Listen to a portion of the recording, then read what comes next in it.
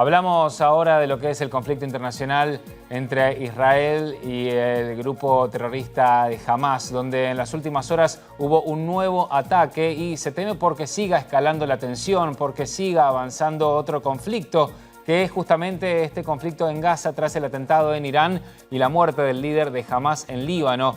Crece el temor de que el conflicto entre Israel y el grupo Hamas en Franja de Gaza pueda extenderse definitivamente hacia otros países tras la muerte en el Líbano del número 2 del grupo extremista Saleh al-Arauri.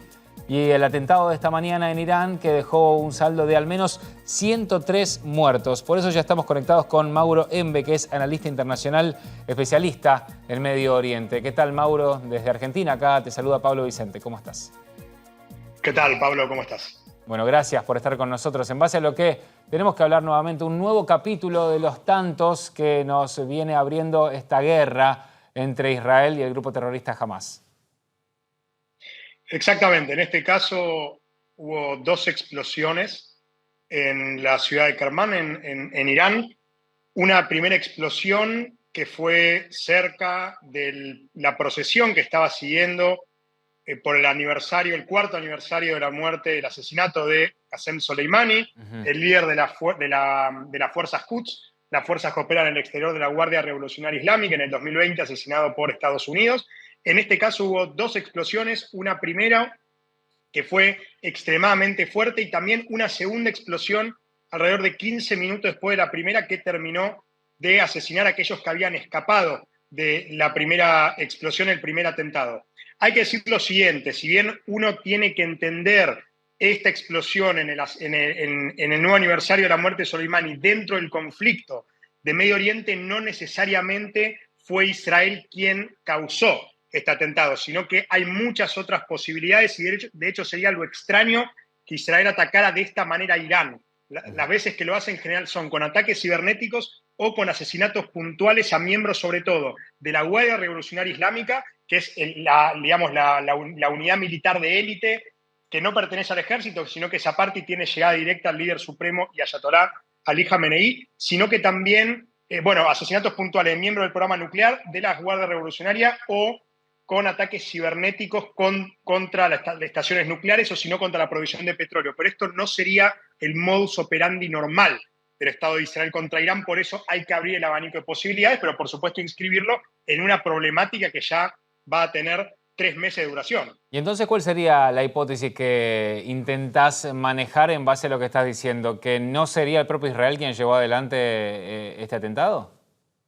Bueno, yo no sé si decir no fue Israel, sino que las posibilidades de que haya sido de esta manera, sobre todo, no son demasiado altas. ¿Por qué? Sobre todo porque sería un cambio fundamental en las acciones que ha tomado siempre el Estado de Israel contra la República Islámica de Irán. Entendemos que es más preciso en lo que vos estás diciendo, ¿no? En llevar adelante determinada defensa o ataque.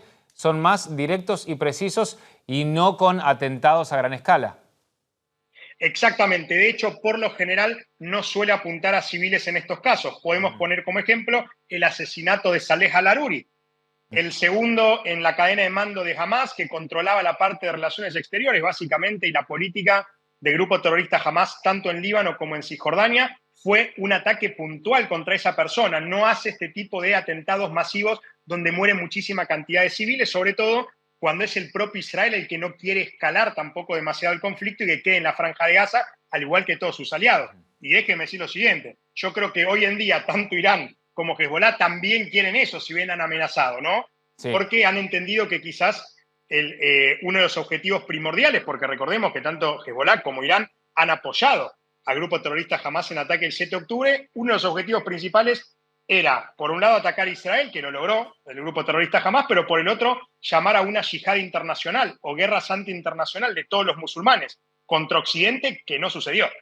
De hecho, hace ya bastante que le han soltado la mano. Mientras estás explicando tu postura y tu análisis concreto sobre el caso del día de hoy, Mauro, me traes a la memoria lo que es el análisis de ciertas organizaciones sobre lo que es este enfrentamiento bélico y que entienden que muchos de los muertos no son desde Israel hacia Palestina o hacia los integrantes del grupo terrorista Hamas, sino que son propios desde Franja de Gaza, de aquellos que intentan atacar a Israel por la inexperiencia o porque no saben cómo dirigir precisamente hacia Israel algunos de esos misiles y que desde ya... Cohetes, sobre todo cohetes. Son Cohetes. misiles, son cohetes en este caso. Porque teniendo en cuenta lo que es esta cortina de hierro que intenta implementar constantemente ante cada ataque de Israel, que evita este tipo de atentados, ¿no? Que son ellos mismos los que terminan dirigiendo a lugares erróneos. Eso es otra de las hipótesis que se está manejando también. A ver, en el caso puntual que vos estás diciendo, alrededor del 10% de los cohetes que lanza el grupo terrorista Hamas desde la Franja de Gaza caen en la Franja de Gaza y tienen como consecuencia una gran cantidad de bajas civiles. ¿Qué es lo que pasa? Los cohetes son de una fabricación mucho más rudimentaria. Claro. De hecho, los misiles que lanza la cúpula de hierro son misiles mucho más sofisticados que tienen dirección y además que pueden calcular la trayectoria de un cohete para destruirlo en el aire, en este caso antes de que impacte en zona poblada. Y lo que pasa con los cohetes es que no tienen dirección. Entonces, una vez que son lanzados, no se sabe bien dónde van a caer, claro, y muchas veces son fallidos. Claro, no tienen ni la tecnología. El Ministerio de Salud de la Franja de Gaza los cuenta a las víctimas como víctimas de los ataques israelíes. No cuentan ni con la tecnología ni con la preparación que tiene Israel, precisamente, en esos... No cuentan ni con la tecnología, ni con la preparación, ni tampoco con yo diría, la cuestión de moral, en cierta manera, defender a su ciudadanía antes de atacar al enemigo, porque justamente el 10% de los cohetes caen dentro de la Franja de Gaza, claro, y eso hace entender también que jamás muchos los civiles gazatíes no les importa, de alguna u otra manera. Bien, sí, queda claro con todo lo que vienen haciendo desde el 7 de octubre. ¿Y cómo es la postura internacional? Porque hay algunos países que se pusieron de un lado, del otro. ¿La geopolítica qué función está cumpliendo? Yo creo que lo que pasó con este evento desde el 7 de octubre hasta ahora y la guerra que está manteniendo entre Israel y Hamas fue una exacerbación extremadamente alta de dinámicas que ya venían existiendo. Por ejemplo, voy a empezar de lo periférico hacia lo central. En el caso periférico, hace varias semanas o meses ya que los hutíes, el grupo rebelde que tomó la capital Saná de Yemen en el año 2014, entró a los grandes medios de comunicación con los ataques a diferentes navíos en el Mar Rojo. Eso viene hace muchos años, no es algo nuevo. Todas las dinámicas que estamos viendo alrededor del conflicto, que no se circunscriben necesariamente a la guerra entre Hamas e Israel, son repercusiones y exacerbaciones de cosas que ya se venían dando. Por ejemplo, los ataques contra bases estadounidenses en Siria o incluso mismo el ataque los atentados que hubo hoy en Irán, que dejaron al final 95 muertos aparentemente y no 103, porque parece que 8 habían sido contados 2 veces. Claro. ¿A qué me refiero con esto?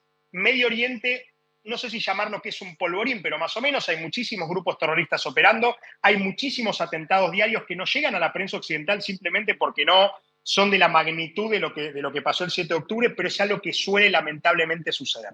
En este caso puntual, el gran aliado que tiene Israel hoy en la guerra contra Hamas sigue siendo Estados Unidos. Si bien pone algún que otro reparo, que es más bien retórico, Estados Unidos sigue del lado de Israel en los 2 objetivos centrales que tiene el Estado de Israel y que los ha dicho en reiteradas ocasiones. En primer lugar, recuperar a todos los rehenes, más de 100 que todavía quedan en Gaza, junto con los cuerpos de los rehenes muertos, como también destruir al grupo terrorista Hamas. Algo que se ha visto también es que Europa, por ejemplo, que inicialmente estuvo con Israel, también ya empezó, sobre todo Francia, por ejemplo, a emitir ciertos cuestionamientos, o España, por ejemplo, que no sería nada nuevo en el caso español, sobre el accionar israelí dentro de la Franja de Gaza. Ajá. También hay que recordar lo siguiente, Francia tiene una relación muy fluida y a veces tormentosa, a veces fluida con muchos países que han sido sus colonias, tanto de África como de Medio Oriente. Entonces recordemos que en el caso europeo hay otros intereses en juego, en el caso de Estados Unidos también, pero se ha mostrado del lado de Israel. Por eso justamente lo que vamos a ver en los próximos meses, y termino con esto, meses porque esta operación probablemente dure más, es que el apoyo que ha tenido Israel, sobre todo después de los ataques del 7 de octubre, van a ir disminuyendo. ¿Por qué? Porque las bajas civiles en la Franja de Gaza van a continuar creciendo, lamentablemente, e Israel va a continuar en su afán de destruir al grupo terrorista Hamas. ¿Qué es lo que va a pasar también? Que esa presión que va a tener Israel quizás la contrarreste también con las mismas imágenes que han subido los terroristas de Hamas el 7 de octubre, haciéndole acordar al mundo por qué Israel está haciendo la operación que hizo. Tal cual. Entre otras cosas, con la presunta preparación de un juicio masivo contra los terroristas capturados por Israel. terroristas de Hamas capturados por Israel, que serían llevados a juicio en algo muy parecido a lo que fue el caso Eichmann en la década del 60, comienzo de la década del 60. Muy bien. Mauro, te agradecemos por toda la explicación y tu conocimiento. Te mandamos un fuerte abrazo y gracias. Un placer, muchísimas gracias a ustedes. Abrazo grande. Si te gustó nuestro contenido, suscríbete al canal y activa la campanita. Y si querés ver toda nuestra programación en vivo, entra a www.unifetv.com. Sumate Unife. Sumate un buen día.